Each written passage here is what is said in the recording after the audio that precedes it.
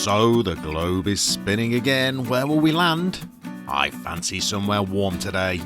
Oh, a boat ride, how jaunty. Where are we headed? Is that Portugal I see off in the distance? It is Portugal, the dream destination. So what do we know about this haven for sunburnt and alcohol-soaked British tourists? Well, they do a lovely drop of port. And they boast some of the world's finest bakeries, producing some of the world's most delicious pastries. But what of their football and their place in Football Manager? Could this be a possible destination for your next save? We'll take a look in today's League Lowdown.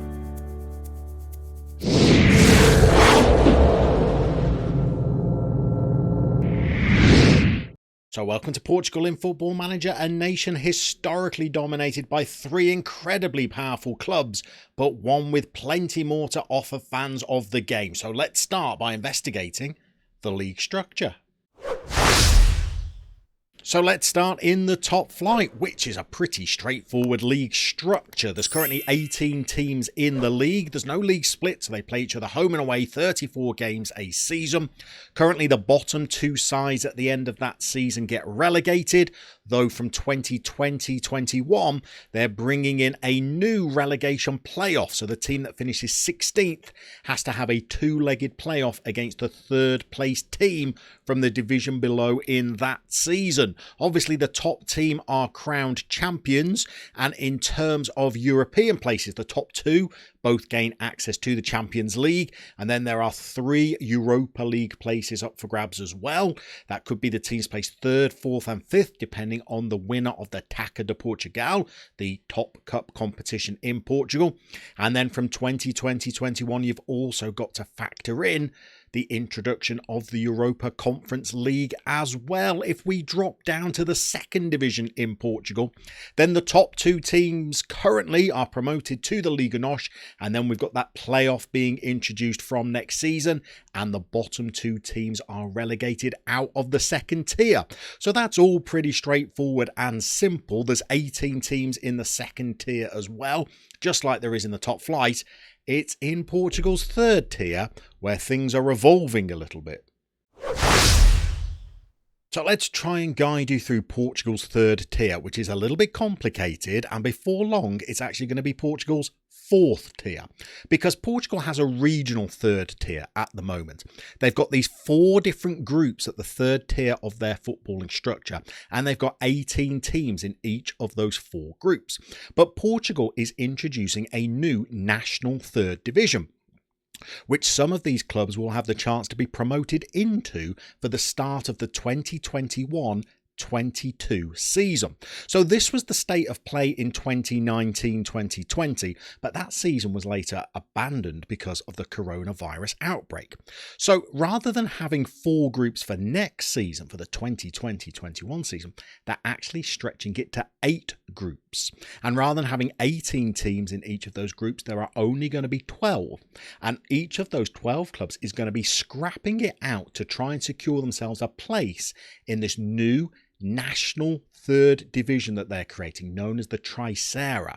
Teams that don't gain promotion to that new national 3rd division are all going to find themselves effectively being relegated to what will become the 4th tier of Portuguese football, where they will go back to having 4 groups again for the 2021-22 season, and there will be 15 teams in each of those 4 groups. So it's quite complicated. It's evolving over the next couple of years as they try to introduce this new national 3rd division.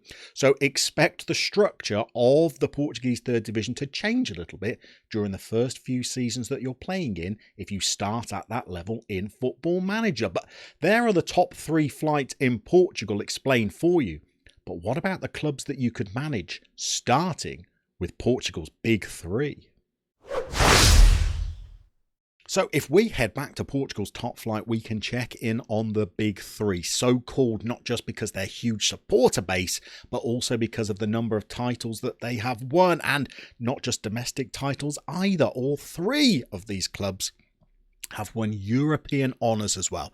Let's start off with the team that has won Portugal's top flight the most times. That is Benfica, who hail from the country's capital of Lisbon, who have a mammoth 64,000 capacity stadium in the Estadio da Luz, and they have also won Europe's top honour, the European Cup back then, or the Champions League as it's known today, twice during the early 60s with a young Eusebio leading their forward line. They've got 37 Portuguese top flight domestic titles, as well as 26 Taça de Portugals, which is Portugal's version of the FA Cup. If you are looking to take charge of a team that has great facilities, well then look no further than Benfica. They've got state-of-the-art training facilities and youth facilities, excellent academy coaching, exceptional youth recruitment. If you are looking to take charge of a team that is at the top of its national game, then Benfica could be the team for you. Let's check out the closest challenger in terms of top flight honours won, and that would of course be FC Porto, who hail from the northern city of Porto. They've got a 50,000 capacity stadium, the Estadio de Dragão. Now, they have not won the top flight as many times as Benfica, but they do have more European trophies that they have managed to amass. They have won the Champions League twice, and these wins come a little bit more recently than Benfica's do, winning it in 1987 and then in 2004 with a young Jose Mourinho at the helm. They have also won the Europa or UEFA League twice as well, in 2003 and in 2011. They've won that Portuguese title 28 times, 16 Taça de Portugals, so they've got a very rich history. And they've also got eye-watering facilities as well to match their southern rivals. They've got excellent training facilities, great youth facilities, exceptional academy coaching, and excellent youth recruitment as well. Now, rounding off the big three, this is going to seem like the poor relation, but this is also a huge club in Portugal. They are Benfica's Lisbon rivals Sporting. They've got a 50,000 capacity stadium. They've not won quite as many trophies as Porto and Benfica have, but they are still incredibly successful and have a massive support base. So they have won the UEFA Cup Winners' Cup in the 1960s, a competition that's now defunct, as well as 18 league titles, although none of them for nearly 20 years now, and they've got 17 Taça de Portugals as well. In terms of their facilities, well, they are no shrinking violets. They've got state-of-the-art training facilities, superb youth facilities, and then excellent and exceptional academy coaching and youth recruitment respectively. So they are perhaps the biggest challenge when it comes to taking charge of one of the big three, but they are still a club that is very well resourced. But what about outside of the top three? Where are the other challenges in Football Manager in Portugal? Since the formation of the league in Portugal in the 1930s, incredibly, there have only been 2 seasons in the history of the league where one of the big three has not been crowned champions. But what an idea for a save it could be to try and win a second title for one of the 2 clubs that robbed the big three of their league crown at least for a year. However, taking charge of the first of those clubs is a little bit complicated. In the 1945-46 season, Lisbon's third club, Belenenses, took advantage of the fact that the big three had been weakened somewhat by the Second World War to secure their first ever league crown. But taking charge of them is tricky. There is still a club called Belenenses in the top flight in Portugal, but it's not really the same entity that managed to win the league in the 1940s. And that's because in 2018, there was a little bit of an acrimonious divorce at the club that led it to go off in 2 separate directions, with the business entity retaining the team's top flight status, as well as all of the staff and players that were contracted to the club, but the members formed a new team that took up a place in Portugal's 6th tier and amateur league. But they also had the rights to the club's ground and training facilities, and also the club crest and the team's history as well. So technically the team that won the title in 1946 is now playing in the amateur leagues in Portugal, although if there's a database in the Steam Workshop that opens up leagues at that level, what a challenge it could be to take Belenenses all the way through the leagues. However, you can certainly take charge of the other team in Portugal that has won the top flight, and you have to go back to 2001 to find them.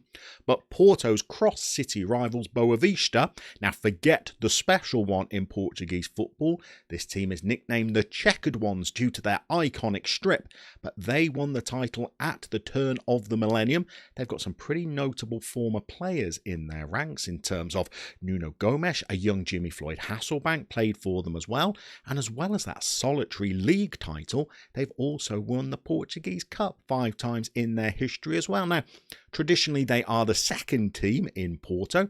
They don't have quite the facilities that their rivals over the road have, but they are certainly a great challenge to try and create the fourth dominant force in Portuguese football. Now, if you're not going to be able to do it with one of those two clubs, maybe the other team that's certainly on the up in Portuguese football would be Sporting Braga, who have experienced a little bit of success over the last few seasons and have managed to even nudge their way into finishing in the top 3, often subjecting Porto, or sometimes Sporting, to finishing a little bit below them. They have been helped out by their association with super agent George Mendes, but they have also got a little bit of history as well, with 2 Portuguese Cup wins to their name, the most recent one of those being just in 2016, and they are a club that is now regularly competing in Europe. They've got a 30,000 capacity stadium as well.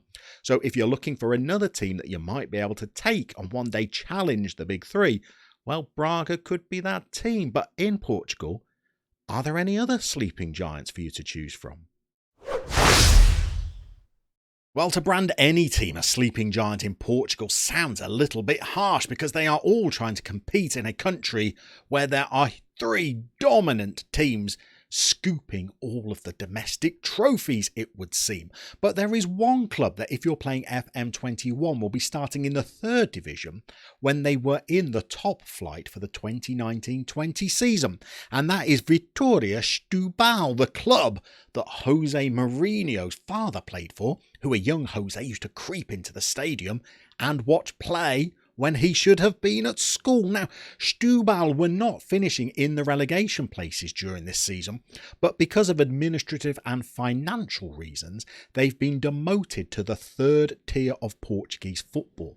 They've got a 15,000 capacity stadium, and they have also won the Portuguese Cup 3 times in their history as well. Certainly a club that has not played down in the 3rd tier all that often during its history. So if you're looking for a sleeping giant, it might be that Setúbal might be the team that you can return to the big time. If we have a look at some of the other slightly bigger teams in Portuguese football, then Vitória Guimarães are also a big team, a 30,000 capacity stadium. They've won the Portuguese Cup as well, and they will start in the top flight for FM21. So there are a couple of the other bigger teams in Portugal that you could take charge of. But what about the teams that are not from the mainland? What are the teams on the Portuguese islands that might provide the inspiration for your next Football Manager game? So if you're looking for an exotic island nation as the basis of your Football Manager save, but you don't want to drop out of one of the top divisions of one of Europe's big leagues, well, Portugal's got a couple of options for you. If we head over to the island of Madeira, where Cristiano Ronaldo was born, arguably the biggest club hailing from Madeira is Maritimo, who come from the island's capital of Funchal, a 10,500 capacity stadium. They are yet to win either a Portuguese top flight or a cup competition. But if you like the idea of trying to guide one of the smaller teams in Portugal's top flight to the top of the domestic game, then Maritimo might be the team for you. If you don't fancy Madeira, then maybe you could head slightly further afield, all the way out to the Azores in the Atlantic Ocean, and take charge of Santa Clara, the biggest team from the Azores, the only club from those islands that have ever competed in European competition. Again, quite a small stadium with only 10,000 capacity, but if you like a challenge, well, Santa Clara might just be the team for you. But what about teams that have got a little bit of history in the Portuguese game? Who's out there that are some of the historical greats in Portugal? So we've got to head down into the second division to find Portugal's oldest club, but they are one with a rich history as they are a member of the Club of Pioneers, a group of teams that all claim to be the oldest in the nation that they play in. And the club in question in Portugal is Académica, who have a stadium that holds just shy of 30,000 supporters, one that was redeveloped for Euro 2004 when Portugal hosted it, and a team that hails from one of Portugal's most populous regions in Coimbra. They also have a pretty decent history, Académica, with 2 Portuguese Cup titles. And you got to remember, if you win the Portuguese Cup and you're outside of Portugal's big 3, then that is a huge deal. So if you like your teams with a little bit of history, well, Académica stretches back to 1887, making them the oldest team in the nation that is still active. But what about if we drop down to Portugal's bottom playable league? Are there any interesting challenges in Portugal's third tier? So Portugal has no shortage of teams in its third tier for you to take charge of. One of the more interesting stories might be to take charge of Desportivo de Leiria, who were playing in Portugal's top flight as recently as 2012, but unfortunately during that season they were declared bankrupt. And so many of their players left the club due to unpaid wages that in one of their penultimate fixtures they could only field 8 players, but fulfilled the fixture regardless. So if the story of that kind of heroics is what you're looking for in a club, then Leiria are an interesting challenge. You wouldn't be the first great manager to take control of them. After a very short spell in charge of Benfica, Jose Mourinho built his reputation managing Leiria, guiding them to a place in the top 5 in the table by the time he left. So that's one challenge that might interest you. Maybe another one might be to take charge of Madeira's third club, União, who themselves have been in the top flight as recently as 2016. Now, considered only the 3rd biggest club in Madeira, they still have an incredibly passionate fan base, and if you like the idea of guiding one of the teams from the islands, but from the lower reaches of the leagues rather than higher up, then União might be for you. So there's our guide to Football Manager in Portugal, a country that offers 3 playable leagues, some huge clubs that you could take charge of that could just secure European dominance, all the way down to some tiny teams from some tiny islands that you can try and steer towards greatness. We're going to see you very soon as we make another country the basis of our next League Lowdown.